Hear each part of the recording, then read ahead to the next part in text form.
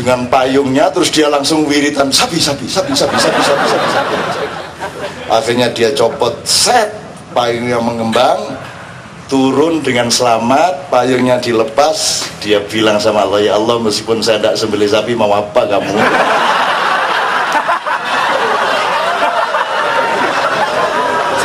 Ayo saja ditiru sama Madura itu.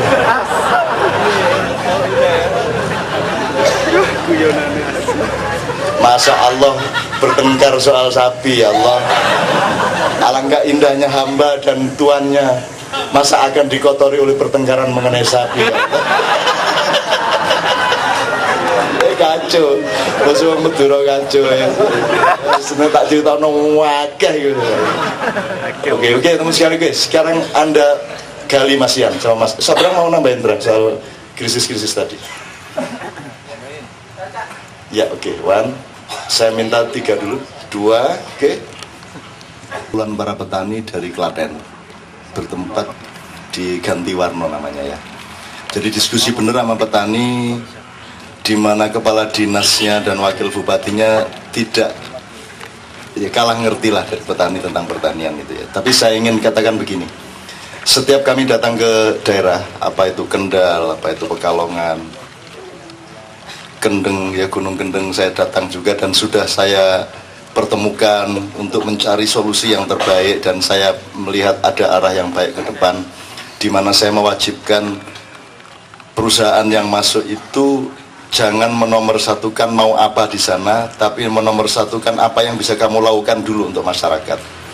Jadi bukan social responsibility, tetapi social obligation gitu. Jadi sejak awal kamu sudah ada atau tidak ada pabrik kamu bikin di situ, tapi kamu harus punya kesediaan untuk mempelajari apa yang diperlukan masyarakat dan menjamin bahwa 5 tahun ke depan mereka akan lebih maju secara ekonomi, kebudayaan maupun agama. Jadi dipelajari sampai jumlah sekolahannya berapa, jumlah sumurnya berapa, struktur airnya bagaimana, dipelajari, kemudian kamu bantu sesuatu. Kalau masyarakat sudah merasa aman dengan tingkat kamu, kalaupun kamu mau bikin pabrik, kamu hitung bersama penduduk segala akibat-akibat atau progresi dari ekologisnya gitu. Saya tidak mengatakan harus ada pabrik atau tidak harus ada pabrik, tapi yang penting pada manusia adalah tidak boleh ada yang merugikan satu sama lain, dan yang wajib adalah saling menguntungkan satu sama lain, dan itu harus terus terang satu sama lain. Dan itu sudah berlangsung pertemuan di Kartosuro kemarin, di mana ada pertemuan yang transparan benar-benar, dan kesiapan dari kedua belah pihak. Tapi ini proses, itu namanya Ma'iyah. Saya tanya ke tiap daerah ini, misalnya ke Klaten kemarin, Bapak, upamanya nggak ada Republik Indonesia, ya, upamanya nggak ada Amerika, upamanya nggak ada hukum yang menyangkut NKRI, upamanya nggak ada tsunami, nggak ada gempa bumi gitu ya. Itu sampean hitung dengan sawah, dengan aset-aset lokal sampean, itu bisa hidup enggak? Upamanya yang ada di bumi ini cuman petani Klaten tok gitu, itu bisa hidup enggak?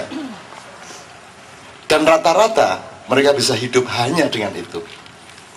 Artinya seandainya nggak ada Indonesia, mereka bisa hidup. Jadi saya sementara membayangkan act locally, think locally. Sementara loh saya bilang, meskipun nanti pada akhirnya harus think globally juga. Tapi ini untuk sementara think locally, act locally, karena kamu bisa hidup. Misalnya Pasir Merapi, teman-teman sekalian. Ini untuk memperkuat apa yang Mas Ian yakini tentang Indonesia, sehingga beliau sangat tenang berada di sini ya. Merapi tahun 2010 erupsinya itu memberi berkah pasir 60 kali lipat dari 2006. Jadi kalau dulu tingginya pasir dari itu cuman sak tangga gini kira-kira, kemarin ini setinggi pohon kelapa. Dan kita sudah kumpulin 32 lurah, 32 kepala dusun. Kita tanya, upamanya kamu tidak dibantuin siapa-siapa, tidak ada pemerintah, tidak ada NGO, tidak ada siapapun di dunia ini yang bantu kalian, kalian bisa nggak hidup dengan pasir yang sekarang ada? Dan mereka ngitung secara teknis, dan mereka mengatakan dengan pasir ini, pertama kami mampu bikin desa lagi lebih bagus dari desa sebelumnya. Dan kami masih punya 80 tahun untuk proses eksplorasi pasir yang ada. Mereka secara manual masih punya waktu 80 tahun. Andaikan ada konstitusi atau hukum yang mengakui bahwa pasir itu milik penduduk setempat, maka saya bikin gerakan waktu itu pasir untuk rakyat, dan itu gagal. Gagalnya yang pertama karena pasir itu ternyata milik pemerintah dan pengusaha, sehingga tiap hari diambilin. Satu truk gede itu satu desa hanya dapat Rp20.000 atas dasar perda.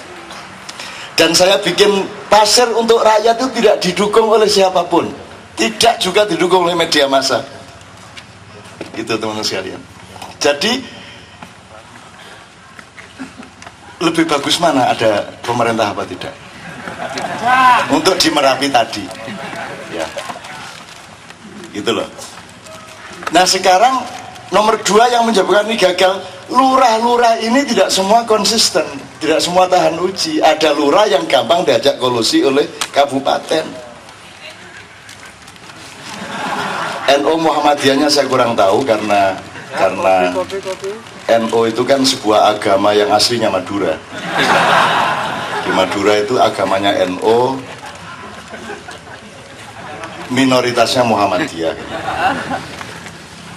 Dan jumlah NU di Madura lebih banyak daripada penduduknya. Kenapa? Karena ayam pun di sana NU semua.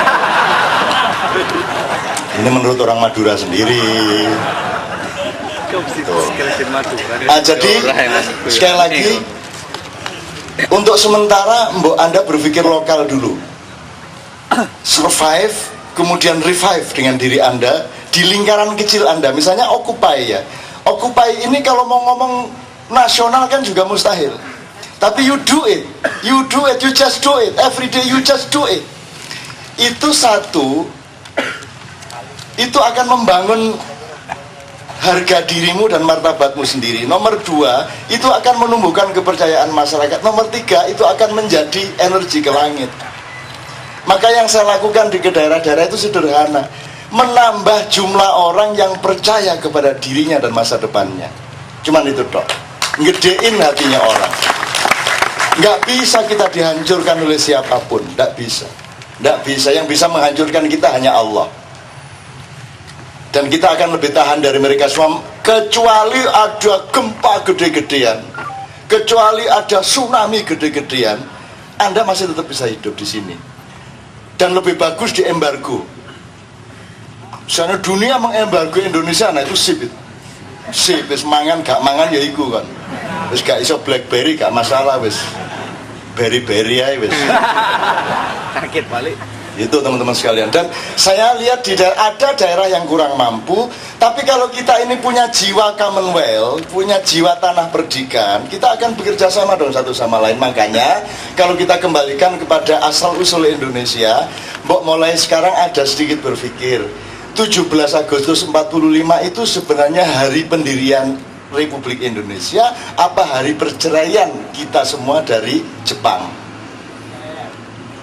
Itu hari pegatan ta hari rabi? Ono ta rabi karo pegatan bareng itu?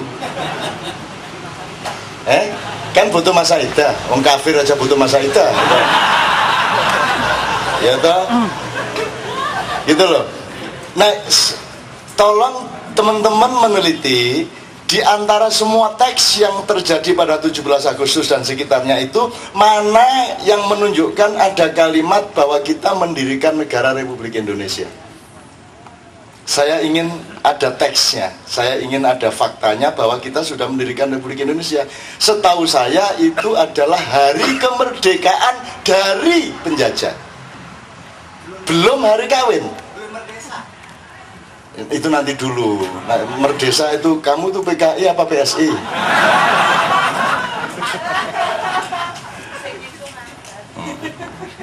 Teman-teman belum peka soal PKI dan PSI, tapi aku ngerti persis. Kantornya ngerti aku.